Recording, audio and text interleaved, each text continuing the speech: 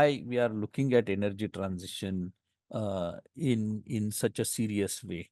As we all know, carbon emissions and climate change because of carbon GHG emissions is becoming a global threat to not only to human civilization but life as a whole for human. So we are looking at restricting this, and the major step in this was the Paris Agreement in 2015, where nations committed something and nationally determined commitments to reduce their carbon emissions. Now, although India historically there are developed countries which have emitted large emissions in the past, but if you look at the current scenario, India being a global economy, number 4 or 5 in the global economy, and also a developing economy, developing at a rate of 6 to 7% every annum. We have been one of the largest emitters as on date. Although our emissions per capita are very, very less, our historical load of emissions is also negligible.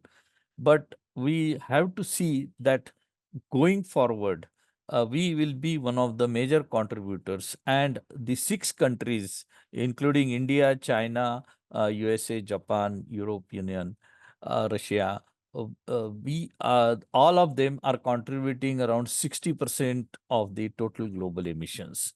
So there is a responsibility. I will say it is a moral responsibility to reduce our own GHG emissions and adopting energy transition ways.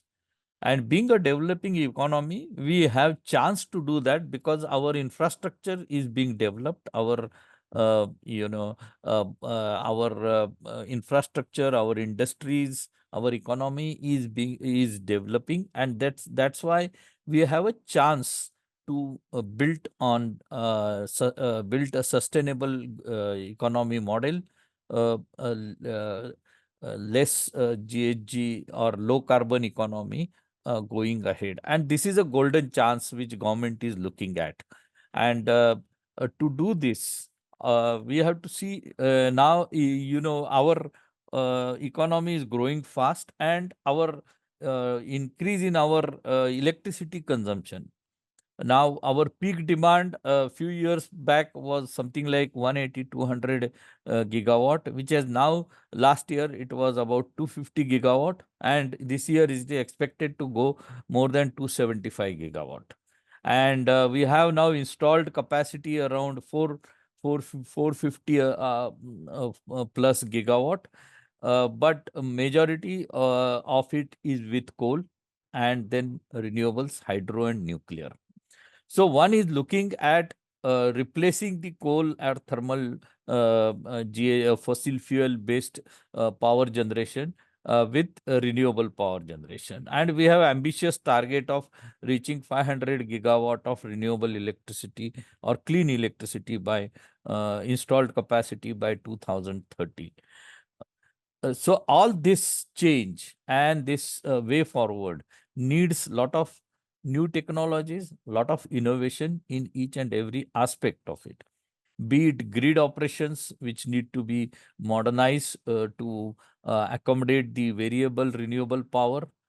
We have to go for technologies like real-time prediction, short duration prediction, management of the resources, both renewable, non-renewable, hydro, so that we can manage the grid with high quality electricity, stable electricity supply, which is required for industries. We have to look for electrification of industries, adopting alternate fuels in transport sector. Again, electricity or hydrogen based transportation, for which again you need renewable electricity.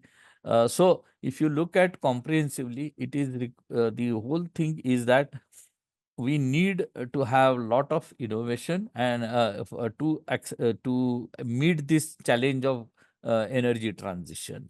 And in this regard, TERI, the renewable energy, the resources and energy and resources institute, we have signed we are a not-for-profit research institute established in 74. So we have just completed last year, we have completed 50 years of our existence. And purely TERI's strength is its, research covering all aspect of sustainable development, and be it energy efficiency, renewable energy, or energy management, sustainable resource management, sustainable agriculture, sustainable habitat, like buildings and urban infrastructure, sustainable climate change initiatives, air pollution studies. So we are covering all aspects of transition beyond fuel or electricity.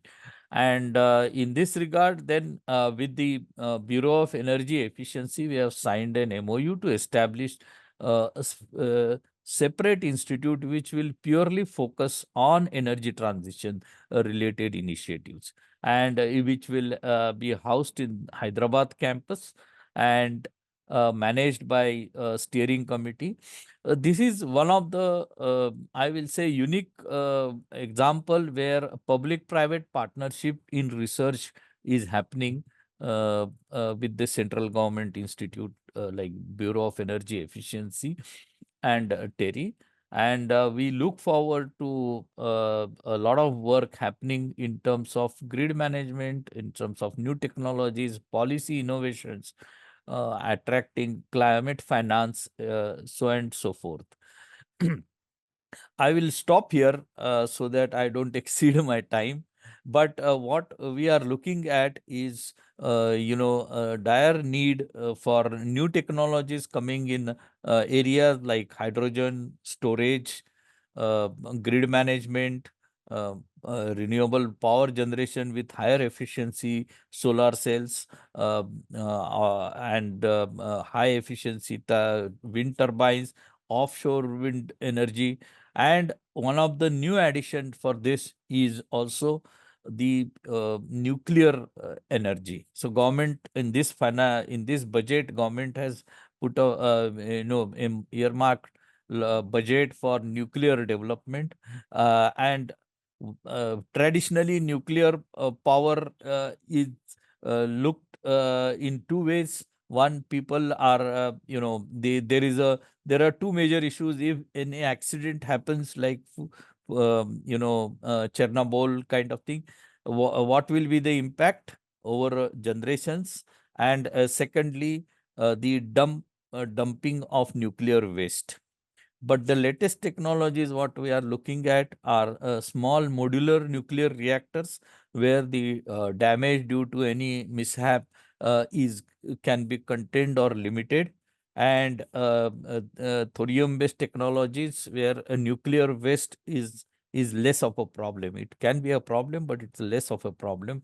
And so now government, because nuclear energy will give you a stable base load kind of power supply, 24 by 7, and also it's a carbon free.